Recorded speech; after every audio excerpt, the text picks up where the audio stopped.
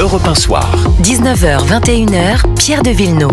Et en cette deuxième heure, les chroniqueurs sont Jean-Claude Dacier. Bonsoir Jean-Claude. Bonsoir. Bonsoir Philippe Guibert. Bonsoir Pierre. Et nous recevons Maude Fontenoy. Bonsoir. Bonsoir à tous. Navigatrice, auteure de L'Océan, source de vie aux éditions de l'Observatoire. Alors, c'est assez amusant que François Bayrou s'attaque au sargasses. C'est pas la première fois. C'est un troisième plan de lutte contre la prolifération de ces algues brunes. Alors, ce sont des algues toxiques et en même temps, il y a des algues qui ne sont pas toxiques. Votre livre, L'Océan, source de vie, nous apprend beaucoup de choses pour ceux qui ne connaissent pas l'océan, et notamment que certaines algues vertes, faudrait peut-être pas les enlever parce que c'est source justement de faune. Et quand on voit et quand on lit ce que vous dites dans votre livre, c'est que la pêche en haute mer parfois avec les filets arrache tout ce qu'il y a. Voilà.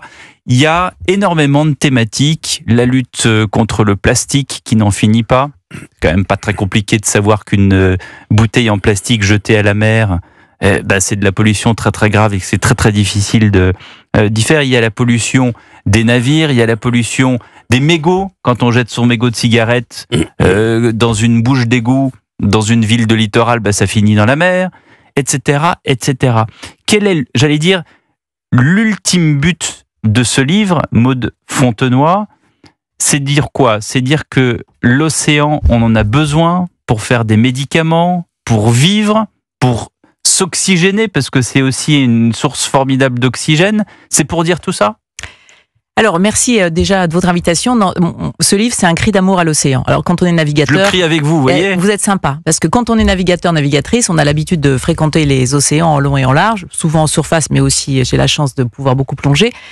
Et donc, on apprend à connaître l'océan, et quand on connaît quelque chose, par différents angles, on finit par l'aimer, et quand on aime, ensuite, on se bat pour le protéger. Donc, ce livre, c'est un cri du cœur, et c'est aussi une tentative de mobiliser, parce que quand on voit malheureusement ces océans souffrir, les océans aujourd'hui, c'est un géant, mais c'est un géant en pied d'argile, on va en reparler, vous parliez de la pollution, mais il y a beaucoup de choses qui font souffrir les océans aujourd'hui.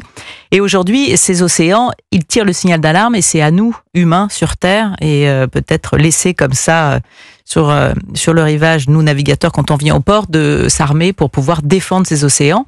En rappelant quoi? En rappelant que premièrement, la vie est née dans la profondeur des océans. Donc déjà, chacun d'entre nous, la vie, la première particule de vie, il y a 3 milliards d'années, elle naît dans la profondeur des océans. Donc les océans, c'est avant tout le berceau de l'humanité.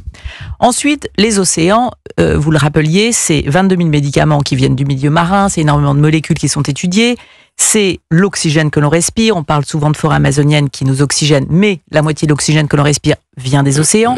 C'est la régulation du climat. Ce sont les énergies marines, les énergies renouvelables de demain qui viennent de la mer. Et c'est également la marmite de l'humanité, puisqu'il y a environ la moitié de la population mondiale qui mange des protéines grâce aux protéines de la mer.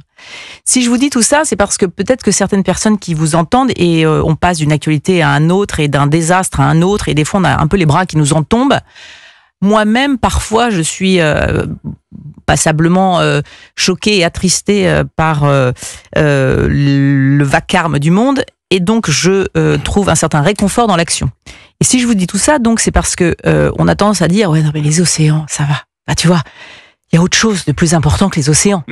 Et moi, ce que je veux dire, c'est que non. C'est terrible. Les océans, c'est nous terrible. Tous les jours. Ouais. Les océans, c'est ce que vous mangez. Quand vous disiez tout à l'heure, il y a une bouteille en plastique, ça paraît évident qu'une bouteille en plastique dans la mer, elle va créer des désordres. Mais c'est surtout que la bouteille en plastique et le mégot de cigarette, 40% des mégots de cigarettes qu'on va abandonner dans nos rues, vont se retrouver dans l'océan. Ils vont pas être ramassés, rien d'autre, 40% dans nos océans. Tout ça, c'est pas juste, ça va déranger les baleines et les dauphins, c'est que ça revient dans notre assiette. C'est qu'aujourd'hui, on mangerait l'équivalent d'une carte bleue de plastique par semaine et par personne, parce qu'aujourd'hui, les nanoparticules de plastique, elles restent pas dans la mer. On a compris maintenant que le cycle de l'eau, tout simplement, les nanoparticules de plastique, elles avaient complètement intégré toute la chaîne. Dacier fait la grimace. Et elle revient dans notre assiette. Il va regarder sa sole ou son cabillaud différemment la prochaine fois. Pour, absolument. Madame. Déjà? Ouais. Non, c'est comment vous expliquer que, au moins dans les pays occidentaux, l'âge de vie en bonne santé ne cesse de progresser. Si on mangeait aussi mal, si on respirait aussi mal, n'importe quoi, on devrait avoir une durée de vie stable, voire en régression. Alors je dis pas que c'est le cas partout, mais dans les pays occidentaux, ça progresse. Il y a une Mais tant multiplication de cancers, il y a une multiplication de maladies graves, c'est compliqué. Ça se soigne de mieux en mieux aussi. Je dis pas qu'on a trouvé la solution, mais l'âge pour les femmes, c'est 85 ans et les hommes, c'est pas loin de 80, 81, 82. Je me rassure un peu en disant ça. Non, mais je suis déjà contente de vous l'entendre dire. L'homme, elle a été capable de réaliser des grands défis, hein, notamment celui de l'espérance de vie. On a inventé Internet, on est capable d'envoyer un robot sur Mars, on a éradiqué la variole en enfant. On a fait des très grandes choses aujourd'hui. Se soucier un peu de l'environnement, ça devrait quand même dans nos cordes. Si un petit humanoïde comme moi avec deux petits bras et un mascara réussit à traverser les océans à la rame, c'est bien que tout est possible. Vous en conviendrez. Néanmoins, sur cette thématique de l'espérance de vie, oui, bien sûr, et fort heureusement, aujourd'hui, on arrive à lutter. Et d'ailleurs, grâce à ce que nous apporte l'océan, parce que dans les océans, figurez-vous qu'il y a des anticancers, des antiviraux, des anti-inflammatoires, des antiviraux. Tout ça, ça vient du milieu marin. Il y a 13 prix Nobel qui viennent du milieu marin. Donc, préserver aujourd'hui ce qui nous est offert gratuitement par la nature, c'est préserver des solutions pour assurer notre avenir. Et c'est ce que je rappelle dans ce livre. Philippe Guibert. Parmi tous les dangers qui menacent l'océan, qu'est-ce que vous mettriez en premier? Est-ce que c'est le réchauffement de l'eau? Est-ce que c'est les plastiques dont on parlait? Est-ce que c'est la dégradation de la qualité de vie des poissons et autres animaux marins qui reviennent, que vous le disiez, dans nos assiettes? Qu'est-ce qui est le plus dangereux? Sur quoi on devrait agir collectivement en premier ou en deuxième? Alors c'est vrai qu'on n'a pas, encore une fois, il est 20h21, on n'a pas tellement envie encore d'entendre des choses alarmistes et négatives, mais c'est vrai que vous l'avez rappelé, il y a beaucoup de désordre. Moi, peut-être, si je dois parler d'un sujet... Certains sont en train de manger du thon. Oui, alors moi, voilà, exactement. J'allais justement parler de l'alimentation. Pourquoi l'alimentation? Parce que là, vraiment, ça touche tout le monde. Là, certains sont en train de se demander qu'est-ce qu'ils vont manger ou sont en train de préparer le repas. On se dit, bon, est-ce qu'il faut que je mange du poisson? Alors, le premier problème des océans, probablement aujourd'hui, c'est que certains scientifiques estiment que est-ce qu'il y aura toujours du poisson? Pourquoi?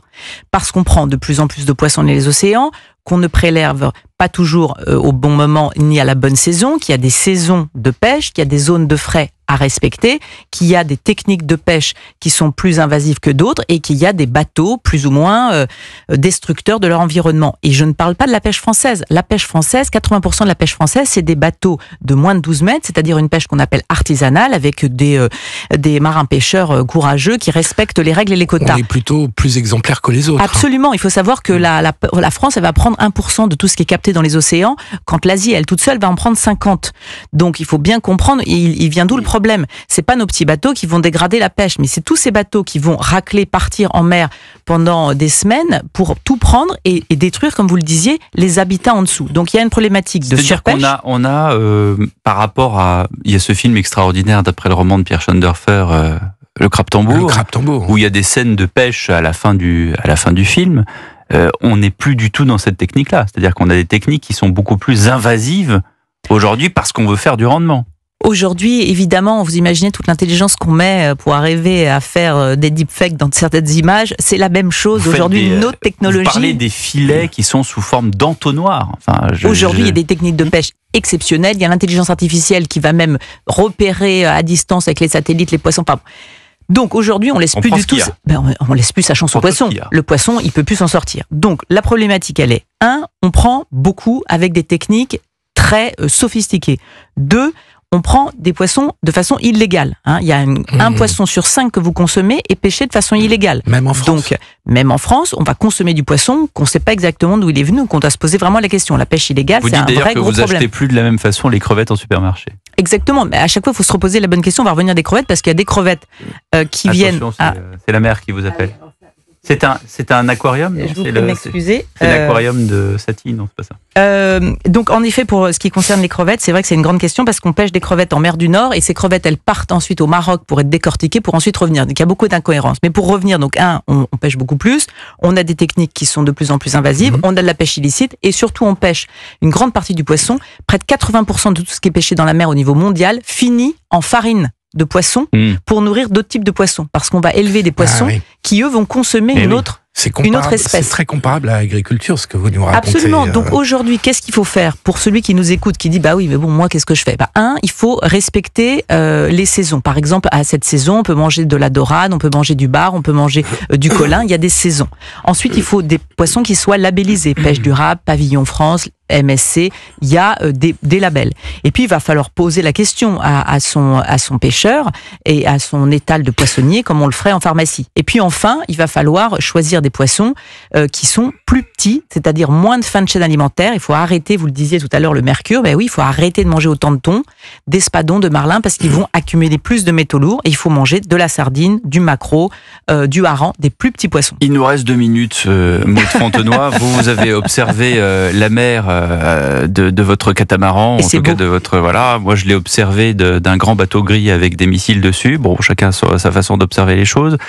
Quoi qu'il en soit, ce qui est intéressant est de voir à quel point il y a une pollution aussi de ces grands tankers, même s'il y a des choses qui sont faites pour qu'ils consomment moins, et peut-être qu'un jour ils seront à propulsion nucléaire comme le Charles de Gaulle par exemple. C'est une carte en réel, en trafic réel des tankers dans le monde. Vous verrez, notamment dans certaines zones qui sont plus étroites comme la Méditerranée, il n'y a pas la place de mettre en fait un pouce sur cette carte en temps réel. Je voudrais juste, parce qu'il nous reste peu de temps, vous avez un événement demain à l'Olympia et vous appelez justement aux gens, aux personnes qui pourraient venir pour vous aider dans votre combat. Non, c'est vrai que... Comment ça, non? Si, vous avez un événement à l'Olympia. J'ai un événement à l'Olympia, mais malheureusement, la salle est pleine. Parce qu'on la consacre aux 2000 enfants qui ont participé au programme de ma fondation et qui ont travaillé pour sauver les océans tout au long de l'année. Modestement, de mon nom. Donc, elle s'appelle la Maud Fontenoy Fondation et elle travaille depuis 20 ans sur la sensibilisation... Comme ça, moi, elle est sur la sensibilisation des enfants. On a sensibilisé plus d'1 million d'enfants depuis sa création. Là, on a fait partir cette année 20 000 enfants qui sont partis pour la première fois voir la mer. Parce que vous savez qu'en France, il y a des enfants qui vivent parfois pas si loin de la mer, mais qui ne partent plus en classe de mer. Et là, on va tous les réunir demain à l'Olympia. Et quand vous me disiez, bah oui, vous avez vu la mer, vous, moi, sur différents types de bateaux. Finalement, ce qu'on a envie de dire là aux auditeurs d'Europe 1, c'est que combien la mer nous inspire.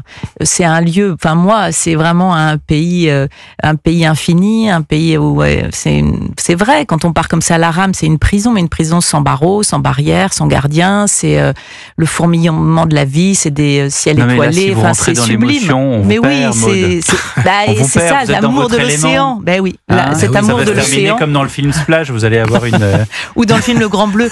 Le Grand Bleu. On a envie d'y retourner. On a tous. Mais oui, puis on a envie d'y retourner.